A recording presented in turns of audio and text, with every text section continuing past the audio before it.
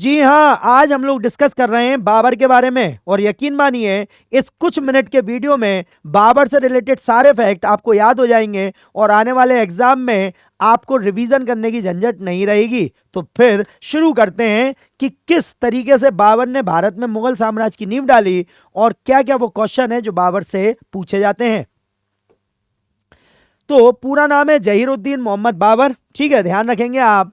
बाबर के द्वारा लड़े गए युद्ध, तो बाबर ने भारत में आकर 4 मुख्य युद्ध लड़े हैं, ठीक है। इससे पहले जब बाबर ने भारत पे आक्रमण किया था, पहली बार पानीपत का युद्ध लड़ा था, उससे पहले बाबर 4 बार भारत पे आक्रमण कर चुका था। लेकिन उसके जो मुख्य युद्ध हैं वो यहां पर हमने आपके लिए बताए। तो पहला जो युद्ध है वो पानीपत का युद्ध जो 1526 में हुआ था दिल्ली के शासक इब्राहिम लोधी के साथ। जी हाँ, और ये युद्ध इसलिए खास है क्योंकि पहली बार दिल्ली का कोई सुल्तान युद्ध भूमि में मारा गया था और ये इब्राहिम लोधी था जिसे बाबर ने मार गिराया था और भारत में मुगल साम्राज्य की नींव रख दी थी।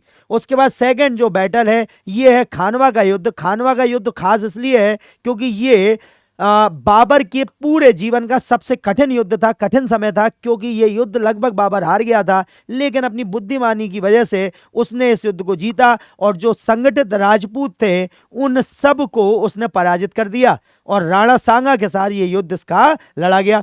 उसके बाद फिर है चनेरी का युद्ध। जी हाँ, 1528 में चनेरी का युद्ध लड़ा गया और चनेरी के युद्ध में मेदिनी राय के साथ इसका मुकाबला हुआ और फिर वही हुआ जो हमें पता है कि मेदिनी राय को भी इसने हराया और फिर चनेरी पर अधिकार कर लिया और चनेरी की जो रानी थी मणिमाला उन्होंने जौहर कर लिया। जी हाँ, उन्होंने जौहर कर लिया। उसके बाद फिर है battle of Ghaghra. Battle of Ghaghra जो है वो लड़ा गया था महमूद लोधी और जो बंगाल का शासक था उस समय नुसरत शाह, उसकी संयुक्त सेना के खिलाफ बाबर ने लड़ा था और ये जल और थल पे लड़ा गया भारत का पहला युद्ध था। जी हाँ, जल पे और थल पे लड़ा गया पहला युद्ध था और इसमें भी बाबर ने अपनी महारत हासिल की, अपनी महारत साबित की, ठीक है। तो ये आप ध्यान रखें। बाबर ने पानीपत के प्रथम युद्ध से पहले भारत पर 4 बार आक्रमण किया था जो हमने आपको पहला बताया और ये उसका 5वां आक्रमण था। 1519 में बाबर ने भारत पर पहला जो आक्रमण किया था वो बाजौर अभियान के तहत किया था और इसी में उसने भैरा के किले पर कब्जा कर लिया था, भैरा के किले को जीत लिया था उसने। बाबर ने इस किले को जीतने के लिए सर्वप्रथम बारूद और तोप का प्रयोग किया था, ठीक है। पानीपत के प्रथम युद्ध में ही बाबर ने उज़्बेकों की जो तुलुगमा पद्धति थी और तोपों को सजाने की जो उस्मानी पद्धति थी उसका प्रयोग किया था। जी हाँ, उसका प्रयोग किया था। यह क्वेश्चन काफी ज्यादा पूछा जाता है। नेक्स्ट है, इस युद्ध में बाबर द्वारा प्रथम तोप खाने का प्रयोग किया गया जैसा कि हमने आपको बताया था और क्योंकि इब्राहिम लोधी की सेना बड़ी तो थी लेकिन संगठित नहीं थी और बाबर की सेना छोटी थी लेकिन संगठित थी, वो सही तरीके से डिसिप्लिन में रहकर युद्ध लड़ी और परिणाम आप और हमारे सामने है। उसके बाद खानवा की लड़ाई के बाद बाबर ने गाजी की उपाधि धारण की थी, ठीक है, ये आप ध्यान रखेंगे, गाजी की उपाधि धारण की थी। एक्चुअली ये स्टोरीज बहुत इंटरेस्टिंग है लेकिन ये फुल वीडियो में ही आपको मिल पाएंगी। अभी फिलहाल आप ध्यान रखें कि बाबर ने गाजी की उपाधि धारण की थी खानवा बैटल के बाद।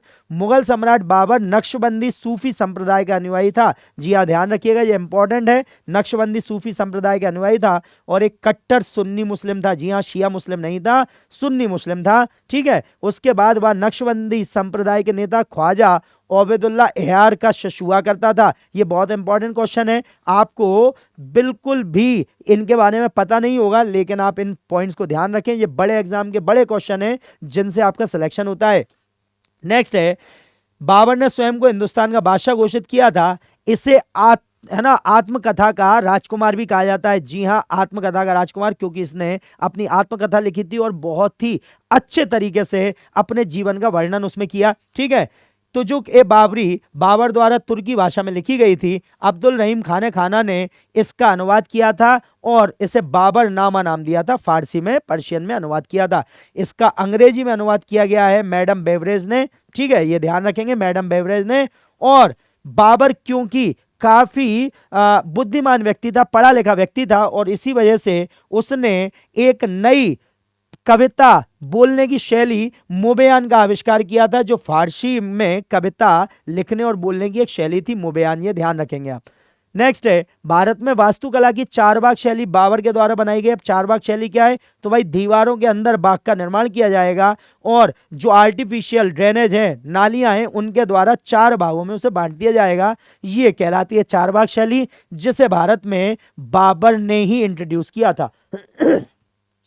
बाबर ने चारबाग शैली लाने वाले पहले मुगल सम्राट था। उसने काबुल में भी एक चारबाग बनवाया था। बाबर ने 1528 में रामबाग बनवाया था आगरा में, जिसे बाद में आराम बाग नाम दे दिया गया। ठीक है, और बाबर की जो कब्र है पहली, वो आराम बाग में ही थी। ठीक है, हुमायूं का मकबरा दिल्ली और ताजमहल आगरा चारबाग शैली के ही उदाहरण है, जो बाद में चारबाग स्टाइल में ही बनाए गए हैं। बाबर को आराम बाग में दफनाया गया, लेकिन बाद में अकबर द्वारा उसे काबुल में स्थानांतरित करवा दिया गया, क्योंकि बाबर की आखिरी इच्छा थी कि मुझे अपने बाग जो काबुल में है वहीं पे दफनाया जाए। उसके बाद बाबर के द्वारा 2 इंपॉर्टेंट कलाकृतियां बनाई गई हैं। उनमें है पानीपत में काबुली बाग मस्जिद, पानीपत में काबुली बाग मस्जिद, और एक है आराम बाग आगरा। ठीक है, तो ये सारे फैक्ट्स है जो बाबर से पूछे जाते हैं। देखिए कुछ ही मिनटों में हमने पूरा बाबर कवर किया। बस ऐसे ही मजेदार वीडियो देखने के लिए जुड़े रहिए सिलेक्शन नाम के साथ। अपना ध्यान रखिए। जय हिंद, जय भारत।